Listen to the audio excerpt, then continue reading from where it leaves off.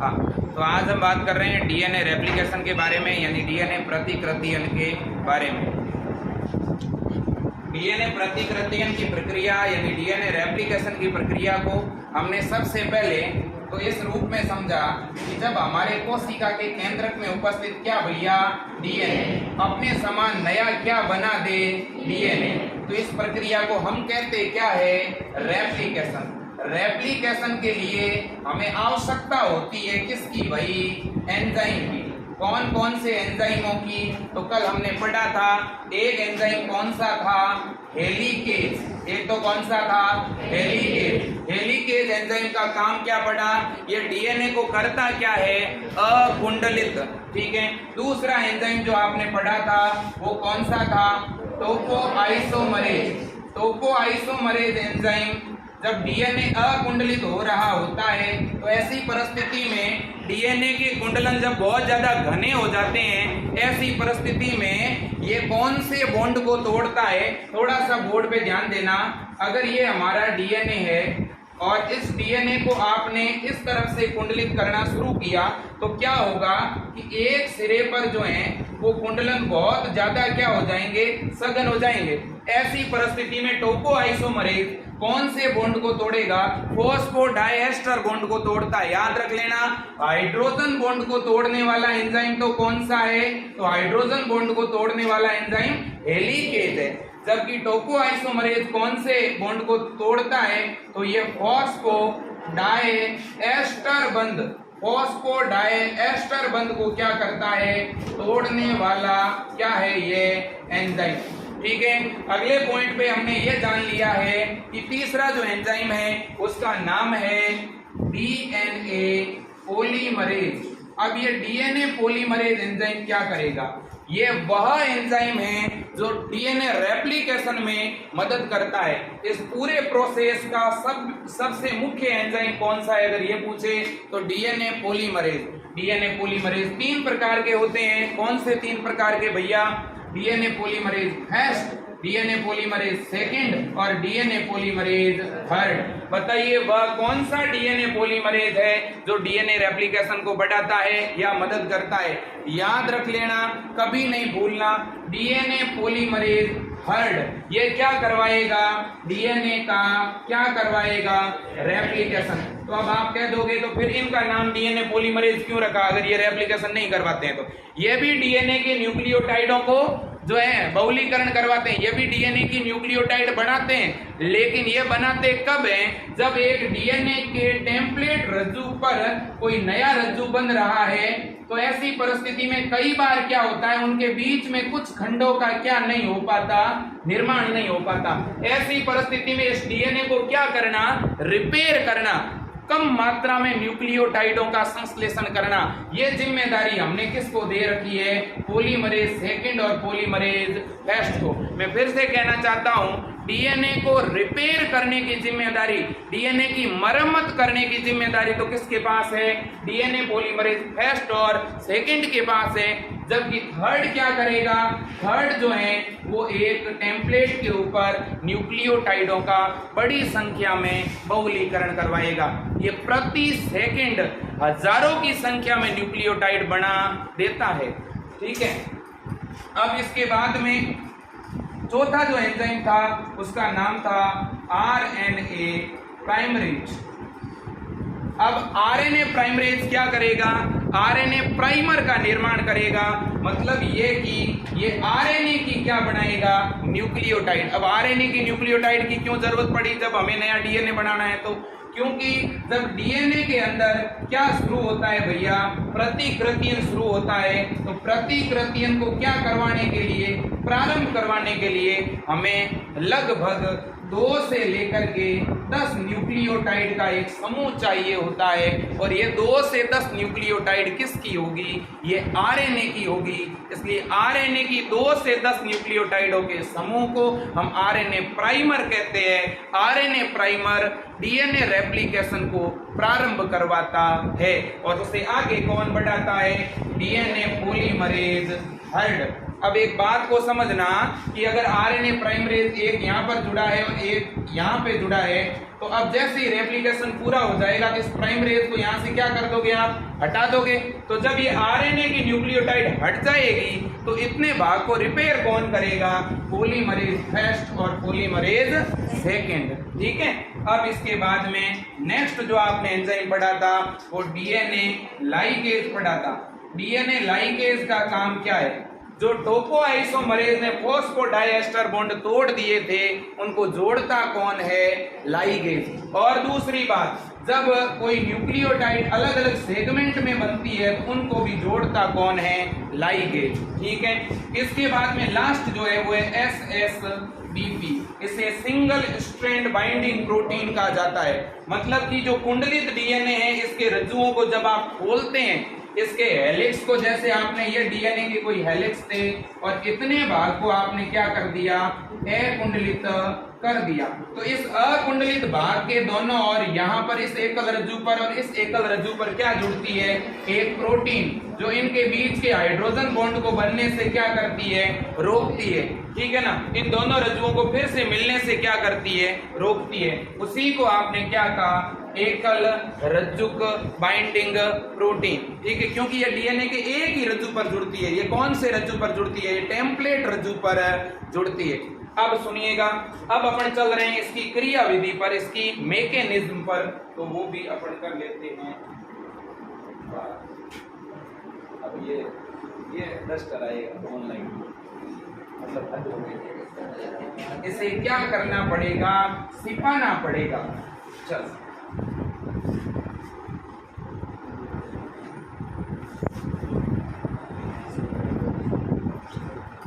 अब बच्चों में बहुत ही महत्वपूर्ण जो घटनाक्रम है उस पर पहुंच चुका हूँ। आप इस बात को अच्छी तरह से जान लेना, लिखने वाला काम बाद में, पहले समझ लेना एक एक पॉइंट, और मैं थोड़ी देर बाद में आपसे पूछने वाला हूँ। ठीक है ना, कि ये जानकारी आपको याद हुई है कि नहीं? बहुत ही इंपॉर्टेंट टॉपिक है आपका ये, और इसमें सबसे इंपॉर्टेंट है डीएनए रेप्लिकेशन। हर एक स्टूडेंट को इस प्रकार से याद। सुनिएगा, अब डीएनए प्रतिकृतियन का जो पूरा प्रोसेस है, वैसे तो बड़े तौर पर इसके कितने चरण हैं भैया? 2।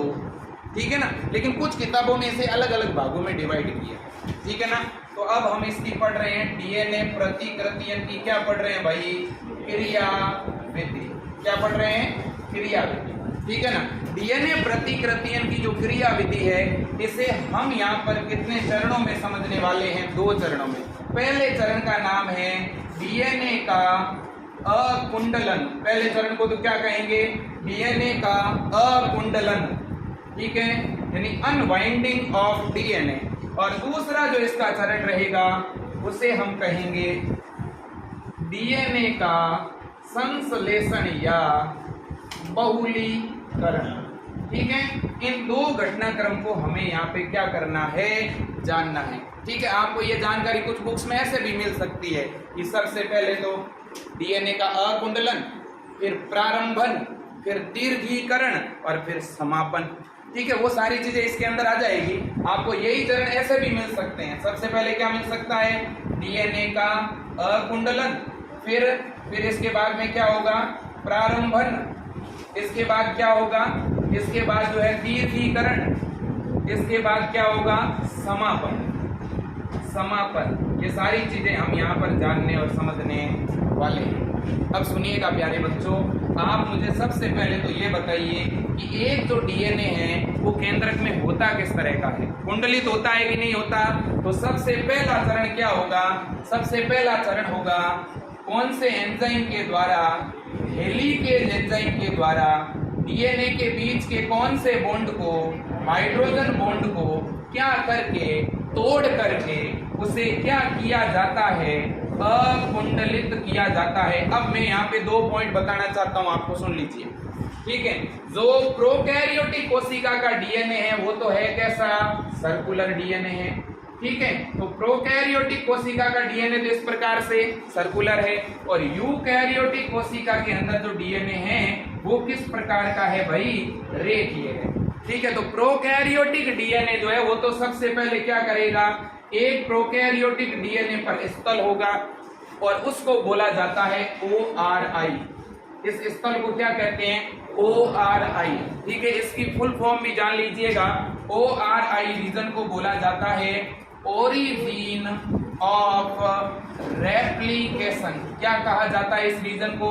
Origin of replication. हिंदी में बोले तो क्या? प्रतिकृतियन का उद्गम। इसे बोलते हैं प्रतिकृतियन का उद्गम। आपसे परीक्षा में यह पूछ लिया गया कि एक प्रोकैरियोटिक कोशिका का डीएनए कैसा है? वृत्ताकार। तो उस वृत्ताकार डीएनए में सीधा रेप्लिकेशन नहीं चलता, उससे पहले काट के क्या करना है? रेखीय। तो रेखीय करोगे तो कट कहां पे लगाओगे? कट वहां पे लगेगा जहां से रेप्लिकेशन क्या होता है? प्रारंभ होता है। इसलिए क्या इसके पास में ऐसा कोई स्थान भी है क्या कट लगाने के लिए? बिल्कुल है। उस स्थान को क्या कहते हैं? ORI region.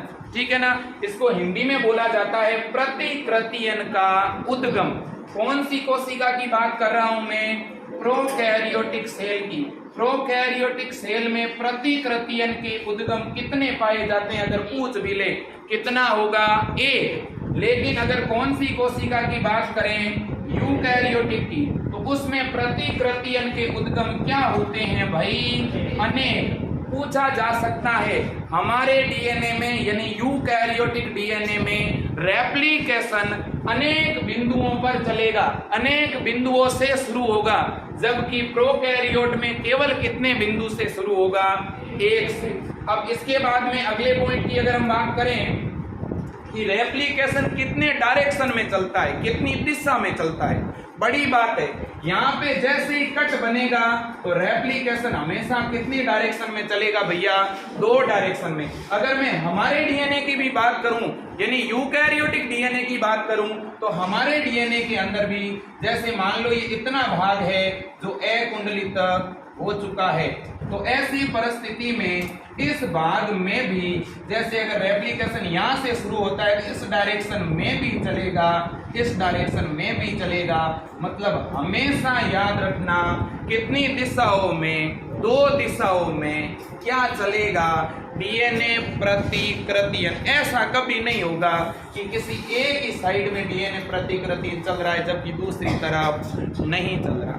ठीक है, याद रखना डीएनए रेप्लिकेशन कितने डायरेक्शन में? 2 दिशा में। कितने पॉइंट पर प्रोकैरियोट सेल में? प्रोकैरियोट सेल में 1 पॉइंट होगा, जबकि यूकैरियोटिक सेल के जो डीएनए होंगे उस पे अनेक पॉइंट होंगे। अगर हमारे डीएनए में अनेक पॉइंट होंगे तो आप मुझे बताओ इस तरह की बबल 1 बनेगी, अनेक बनेगी?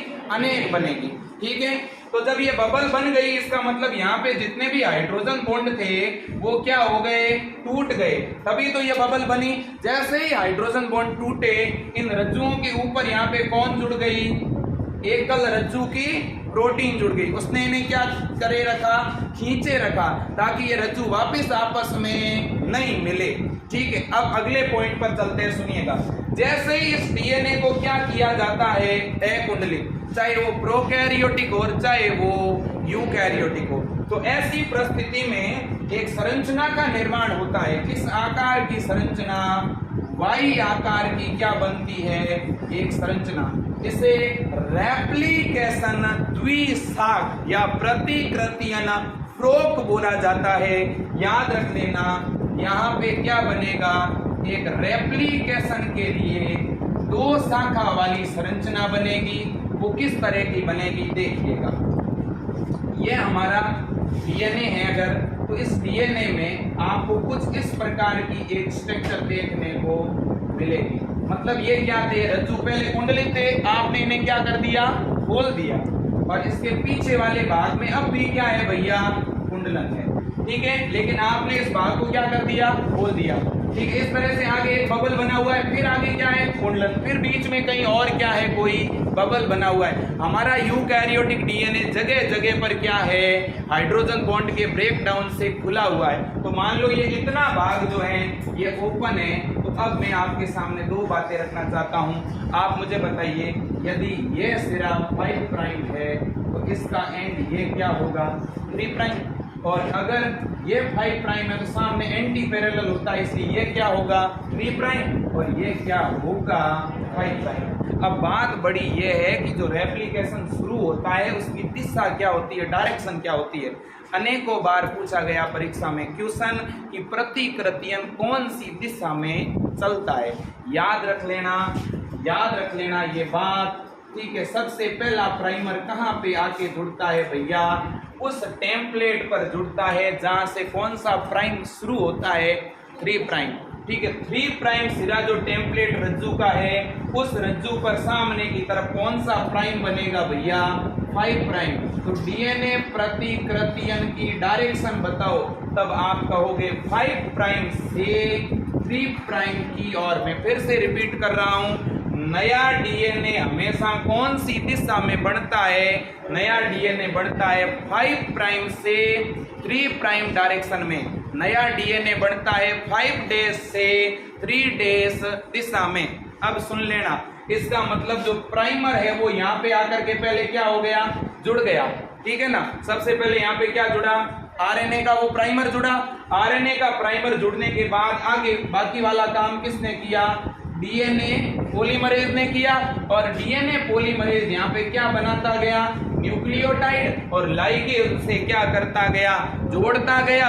तो लगातार एक कैसा रज्जु बना? एक, तो आप इसे कह सकते हो संतति रज्जु बन गया। तो ये तो रज्जु कैसा है? टेम्पलेट। और ये रज्जु कैसा है? संतति। अब यहाँ एक बड़ी बात है और मैं आपके सामने रखना चाहता हूँ। आप मुझे बताइए, ये जो रज्जु बना है ये लगातार बना है, सतत बना है कि टुकड़ों में बना है? भाई सतत बना है कि नहीं बना है? इसलिए इस रज्जु को बोला जाता है कंटिन्यूअस स्ट्रैंड या सतत रज्जु। याद रख लेना, इसे क्या बोला जाता है? सतत रज्जु। ऐसा कौन सा टेम्पलेट है जिसके ऊपर सतत रज्जु बनता है? उस टेम्पलेट की दिशा क्या है? 3 प्राइम टू 5 प्राइम। और उस पर नया डीएनए किस दिशा में बना है? 5 प्राइम टू 3 प्राइम। और ये नया जो डीएनए का रज्जु बना, ये कैसा है? सतत। इसमें लगातार न्यूक्लियोटाइड बनी है, बीच में कोई गैप नहीं है। जब बीच में कोई गैप ही नहीं है तो बताओ ये पूरा काम किसने किया? पॉलीमरेज 3 ने किया। यहाँ आरएनए डीएनए पॉलीमरेज फर्स्ट का और सेकंड का कोई काम नहीं है। तो आपने पहले क्यों बात की कि यहाँ जो है पॉलीमरेज फर्स्ट और सेकंड रिपेयर करता है, तो फिर वो कहाँ करेगा? सुनिएगा, ये बात मैं दोबारा समझाऊंगा। एक बार आप नॉर्मली इसे जानने का प्रयास करना। आपने पहले डीएनए को क्या किया? अकुंडलित। कौन से एंजाइम से? हेलिकेज से।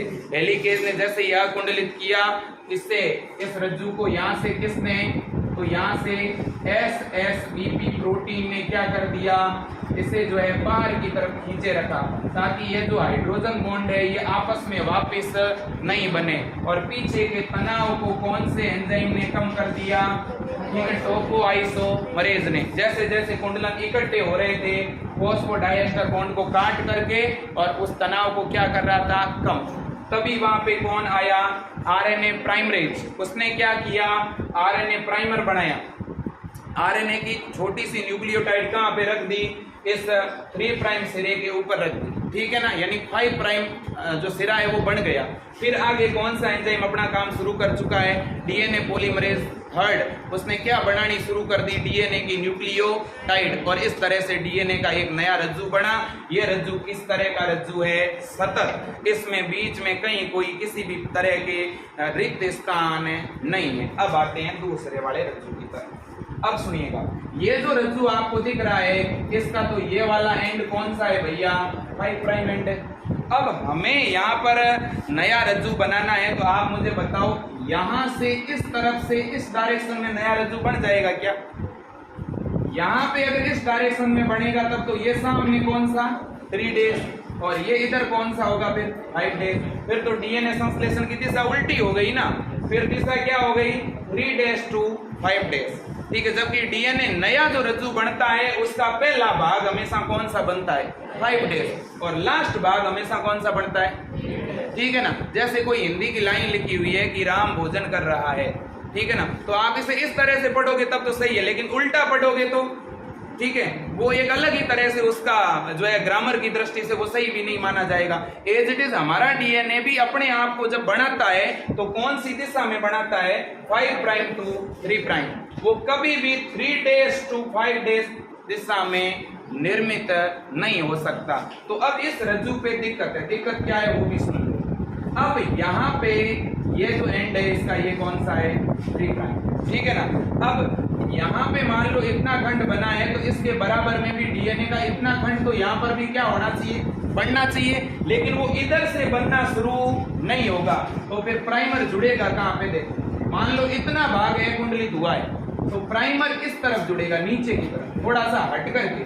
तो अगर प्राइमर यहाँ जुड़ेगा तो प्राइमर का ये भाग तो कौन सा हो गया, 5 डेज, ठीक है, और प्राइमर का ये भाग कौन सा हो गया, 3 डेज, और नया डीएनए का खंड इस प्रकार से इतना बनेगा, ठीक है। अब ये इतना खंड बन गया, इसके बाद क्या होगा, तो इसके ऊपर मैं लिख देता हूँ 5 डेज 3 डेज। अब दिशा तो 5 डेज 3 डेज है। अब सुनो, अब मान लो आगे का इतना भाग और अकुंडलित हुआ, तो और अकुंडलित होगा तो अब नया प्राइमर जुड़ेगा, नया प्राइमर यहाँ पे जुड़ेगा, फिर वो कौन सी दिशा में बनाएगा इसे, 5 डेज to 3 डेज। ऐसा होने से लगातार क्या बनते जाएंगे भाई, डीएनए के क्या बनते जाएंगे, छोटे छोटे खंड बनते जाएंगे, और इन खंडों को कहते हैं ओकाजाकी फ्रेगमेंट, यानी ओकाजाकी खंड। ऐसा एक वैज्ञानिक ने बताया था जिसका नाम था ओकाजाकी, ठीक है ना। तो ये इन खंडों को क्या कहते हैं, ओकाजाकी खंड, ठीक है। मैं फिर से रिपीट कर रहा हूं, एक पेत्रक रज्जु है और उस पेत्रक रज्जु की दिशा क्या है भाई, 5 डेज to 3 डेज। अब इस पेत्रक रज्जु पर हमें नया क्या बनाना है, डीएनए। अब डीएनए के बनने की दिशा हमेशा किस तरह की होती है, 5 डेज to 3 डेज। तो आप कह दोगे सर, तो अगर 5 डेज to 3 डेज बनाना है तो इधर से शुरू करो और इस तरफ लेके आ जाओ, मतलब कि यहाँ से प्रतिकृतियां शुरू करो और इधर लेके आ जाओ। अरे भैया यहाँ से आप शुरू कैसे करेंगे, ये तो अब तक क्या है, एक, ये तो पूरी तरह से कुंडलित है, अभी तो इसका एक कुंडलन हुआ ही नहीं। तो एक कुंडलन इतने भाग का हुआ है, फिर आप किस तरह से नया डीएनए बनाओगे, फिर तो शुरू कहाँ से करोगे, यहाँ से, और इतना लेके जाओगे, फिर आगे डीएनए खुलेगा इतना, तो फिर इस तरफ प्राइमर लगा के फिर इसे और आगे लेके जाओगे। इसलिए इस रज्जु को क्या कहते हैं, असतत रज्जु। क्या कहा जाता है भाई, असतत रज्जु। क्या डीएनए के दोनों नए रज्जु एक ही प्रकार से अपने आप को बनाते हैं, क्या नहीं। एक रज्जु तो सतत रूप से बनता है, लगातार बनता है, बीच में किसी भी तरह का कोई जो है ऐसा न्यूक्लियोटाइड नहीं है कि जो अपने आप को बना नहीं पाए। सभी न्यूक्लियोटाइड रेगुलर बनते रहते हैं और जुड़ते रहते हैं, इसलिए ऐसे रज्जु को क्या कहते हैं, सतत। जबकि ये दूसरा रज्जु है जो डीएनए के किस रज्जु पर बना है, जो डीएनए के 5 प्राइम to 3 प्राइम रज्जु के ऊपर बना है, लेकिन वो जो बना है वो असतत रूप से बना है। असतत रूप से का मतलब एक बार प्राइमर जुड़ा, थोड़ी सी न्यूक्लियोटाइड बनी, फिर प्राइमर जुड़ा, थोड़ी सी बनी, फिर प्राइमर जुड़ा, थोड़ी सी बनी, इसलिए ऐसे टुकड़ों को क्या कहा गया, ओकाजाकी खंड कहा गया। ऐसा रज्जु क्या कहलाया, असतत। ऐसा रज्जु बना किसके ऊपर, तो 5 प्राइम to 3 प्राइम पेत्रक रज्जु के ऊपर, ठीक है। एक पेत्रक रज्जु और है जिसकी डायरेक्शन क्या है, 3 प्राइम to 5 प्राइम। इस पेत्रक रज्जु पर जो नया रज्जु बना है वो तो क्या बना, सतत, और 5 प्राइम to 3 प्राइम वाले पर क्या बना, असतत। असतत क्यों, क्योंकि ये खंडों के रूप में बना रहे, खंडों को क्या कहा, ओकाजाकी खंड, ठीक है। अब ये जो ओकाजाकी खंड बने हैं, ये बाद में जब पूरा डीएनए बन जाता है तो ये प्राइमर सारे क्या हो जाते हैं, हट जाते हैं, और प्राइमर हटने के बाद में इन न्यूक्लियोटाइडों को कौन जोड़ देता है भाई, इन न्यूक्लियोटाइडों के बीच के गैप को पॉलीमरेज फर्स्ट क्या करता है, भर देता है, डीएनए लाइगेज जोड़ देता है। तो बताओ डीएनए पॉलीमरेज फर्स्ट और सेकंड कौन से रज्जु में काम आएंगे, सतत में या असतत में, असतत में।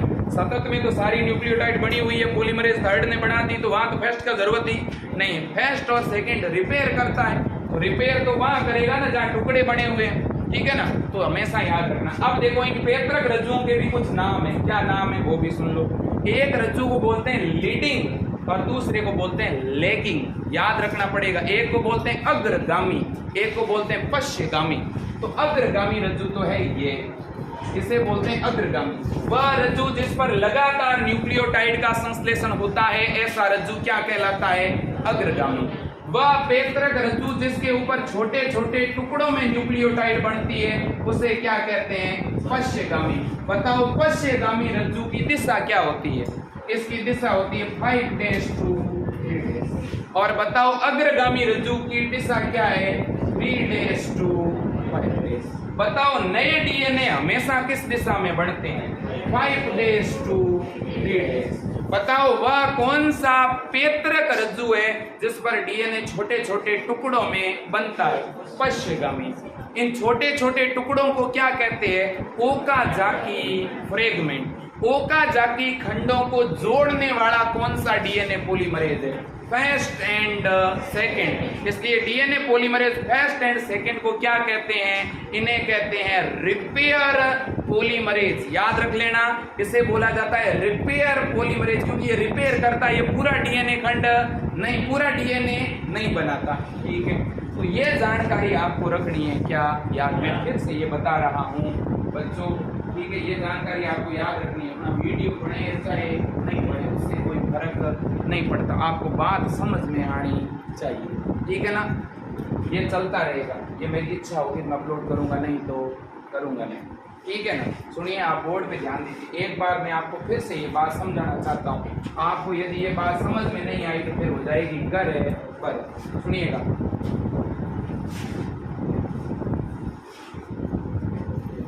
और यदि आपको समझ में आ जाए तो आप बता देना सर अब ये बात हमारे समझ में आ गई। आप केवल 10 मिनट के लिए अपना जो है ना पूरा मस्तिष्क, उसमें जो भी बाहर की दुनिया के विचार चल रहे हैं उन विचारों की दुनिया से बाहर निकल करके आप इस डोरिना की दुनिया में प्रवेश करें। इस क्लास के अंदर मानसिक रूप से आ जाओ भाई। एक बार कुछ बातें समझनी बहुत ज़रूरी है, अदरवाइज आपको ये तथ्य याद नहीं होंगे भाई। ठीक है, आप मुझे ये बताइएगा, हमारे पास में पहले डीएनए कुंडलित था कि अकुंडलित था?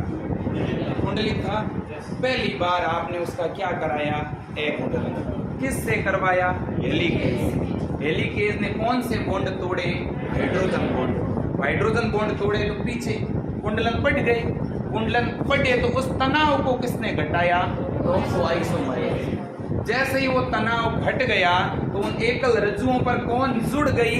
एकल रज्जुओं पर जुड़ गई सिंगल स्ट्रैंड बाइंडिंग प्रोटीन। अब सुनिएगा, अब अगर सिंगल स्ट्रैंड बाइंडिंग प्रोटीन जुड़ी तो किस आकार की संरचना बनी? वाई आकार की क्या बन गई? एक संरचना बन गई। अब जो ये वाई आकार की संरचना बनी है, इसको हम लोगों ने नाम क्या दिया भाई? इसको नाम दिया प्रतिकृतियन द्विशाख। द्विशाख क्यों? क्योंकि कितनी शाखा बनी? 2। लेकिन डीएनए हमेशा, मैंने कहा है, जो बबल बनता है उसमें डीएनए जो है वो दोनों दिशा में संश्लेषित होगा। तो हमें बढ़ना तो इसी तरफ है ना, बढ़ना इस तरफ है। ठीक है, अगर आपको इस तरफ बढ़ना है तो फिर देखिएगा, इन रज्जुओं के नाम रख दो। ये रज्जु हो गया 3' to 5', और ये हो गया 5' to 3'। पहले इन रज्जुओं के नाम बताओ, कौन सा रज्जु है अग्रगामी, कौन सा है पश्चगामी? ठीक है ना, जब हम अग्रगामी की बात कर रहे हैं तो अग्रगामी रज्जु तो है आपका ये अग्रगामी रज्जु। क्या बोलते हैं इसे? अग्रगामी रज्जु। जो 3 days से 5 days वाला रज्जु, इसे अग्रगामी कहते हैं। इसी को इंग्लिश में बोलते हैं लीडिंग स्ट्रैंड। ठीक है, अब दूसरा जो रज्जु है जो उल्टी दिशा में, उल्टी दिशा में जिसका नाम भी उल्टा है। उल्टा मतलब क्या? पश्चगामी। जिसकी दिशा सीधी है। सीधी का मतलब 3 पहले आ रहे हैं 5 बाद में आते हैं कि नहीं आते हैं, इसलिए इसका नाम क्या रख दिया? अग्रगामी। और जो जिसमें 5 पहले है और 3 बाद में, उसका नाम क्या रखा? पश्चगामी रज्जु। इसको बोलते हैं लेगिंग स्ट्रैंड। अब सुन लेना, अगले पॉइंट पे आ रहा हूं सीधा। अब सुनो, अब इनके ऊपर हमें क्या संश्लेषित करानी है? न्यूक्लियोटाइड। किसकी? आरएनए की कि डीएनए? डीएनए। ठीक है, क्या दोनों ही रज्जु टेम्पलेट है क्या? बिल्कुल। क्या दोनों पर ही नया डीएनए बनेगा क्या? हाँ बनेगा। तो अब सुनिएगा, इनके बनने की दिशा भी हमेशा नियत रहेगी क्या? बिल्कुल रहेगी। दिशा क्या रहती है? नया डीएनए 5 days to कौन सी दिशा में बनता है? 3 days। और हमें बढ़ना भी किस तरफ है? इस तरफ। इसी तरह से इस तरफ भी संश्लेषण चल रहा होगा। तो अगर आपको इस तरफ बढ़ना है तो मान लो कि पहले इतना भाग ही अकुंडलित हुआ है। ठीक है ना, मैं यहाँ पे जो है कुछ ये अकुंडलित होने वाले हिस्से, पहले आप मान लो इसके पीछे बहुत ज्यादा कुंडलन थे। ठीक है, तो अब आपको नया डीएनए बनाना, आप कैसे बनाओगे? पहले देखो ये 3 प्राइम है, तो यहाँ एक प्राइमर लगा दो और यहाँ प्राइमर लगाओगे तो डीएनए पॉलीमरेज इस तरह से डीएनए बढ़ाएगा कि नहीं बढ़ाएगा इस डायरेक्शन में, तो ये डायरेक्शन है 5 days to 3 days, ठीक है। ये एकदम व्यवस्थित दिशा में बढ़ रहा है। फिर आगे इतना और है कुंडलित हुआ, इसी से आगे और बन गई, और आगे अकुंडलित हुआ, आगे और न्यूक्लियोटाइड बन गई। इस तरह से ये रज्जु जो बना है यहाँ पर डीएनए का नया, ये बताओ सतत रूप से बना कि असतत? सतत। तो बताओ सतत रज्जु कौन से रज्जु के ऊपर बना? अग्रगामी पे, यानी कौन से रज्जु पर? लीडिंग स्ट्रैंड पर। ये तो बात ठीक है। अब सुनिएगा, अब है ये रज्जु, इतना ही भाग है कुंडली पीछे कुंडलन, ठीक है। अब आप इसके ऊपर नया डीएनए बनाना चाहते हो, ठीक है। अब नया डीएनए इस तरफ से बनना शुरू हो सकता है क्या? नहीं, क्योंकि इस तरफ से बनेगा तो ये डायरेक्शन हो जाएगी 3 days to 5 days, तो इसलिए इतना ही भाग खुला हुआ है डीएनए का, तो प्राइमर यहाँ पे लगाओगे और ये इस दिशा में बनेगा इतना, इसलिए ये 5 प्राइम और ये 3 प्राइम। दिशा तो 5 प्राइम to 3 प्राइम हो गई। अब आगे का इतना डीएनए खंड और खुल गया, और खुलेगा तो ये जो प्राइमर है जस्ट यहाँ पे लगेगा कि इस तरफ लगेगा, तो यहाँ पे लगेगा और इस डायरेक्शन में इतना और बढ़ जाएगा। फिर और डीएनए का इतना भाग खुल गया तो प्राइमर इस तरफ लगेगा और ये ऐसे बनेगा, ठीक है ना। तो आपसे अगर मैं कहूँ कि डीएनए संश्लेषण जो है क्या इस दिशा में ही हो रहा है क्या? बिल्कुल इसी दिशा में हो रहा है भाई। अरे ये भी इस दिशा में बन रहा है और ये भी इसी तरफ तो बन रहा है ना। डीएनए की लेंथ तो इसी तरफ बढ़ रही है कि नहीं बढ़ रही है? ठीक है, हाँ इसके संश्लेषण की दिशा ये जरूर है, ठीक है ना, लेकिन वास्तव में लेंथ जब बढ़ रही है तो इस तरफ ही तो बढ़ रही है ना, ठीक है। इसलिए हम कह रहे हैं कि डीएनए कितने डायरेक्शन में संश्लेषित हो सकता है, तो ये वाई प्रोब के इस तरफ भी और इस तरफ भी, दोनों और, ठीक है ना। अब याद रख लेना, एक ऐसा रज्जु है जो टुकड़ों में बन रहा है, जो टुकड़ों में बन रहा है उस रज्जु का तो नाम क्या रखा है? असतत। और इन टुकड़ों का क्या नाम रखा है? ये जो डीएनए के खंड है इनका नाम है ओकाजाकी। क्या नाम है? ओकाजाकी खंड। ओकाजाकी खंड कौन से रज्जु के ऊपर बने?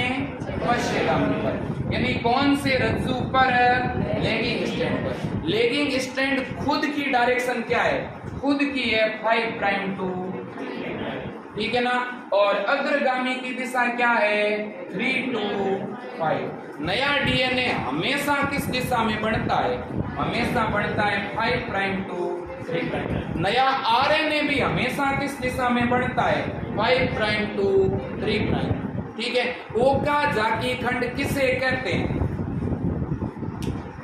डीएनए के पश्चगामी रज्जु पर, पश्चगामी रज्जु पर डीएनए के न्यूक्लियोटाइड छोटे छोटे खंडों के रूप में संश्लेषित होते हैं, जिन्हें ओकाजाकी खंड कहा जाता है, क्योंकि इनकी खोज ओकाजाकी नाम के एक वैज्ञानिक ने लगाई थी। यानी इसके बारे में पता किसने लगाया? ओकाजाकी ने, ठीक है। तो अब ये इस तरह से बनता है। तो फिर बाद में क्या होगा? ये आरएनए के प्राइमर क्या कर दोगे? हटा दोगे। और यहाँ पे कौन सा पॉलीमरेज भाई? पॉलीमरेज फर्स्ट और सेकंड नई न्यूक्लियोटाइड बना करके और लाइगेज के द्वारा इन्हें क्या कर देगा? जोड़ देगा।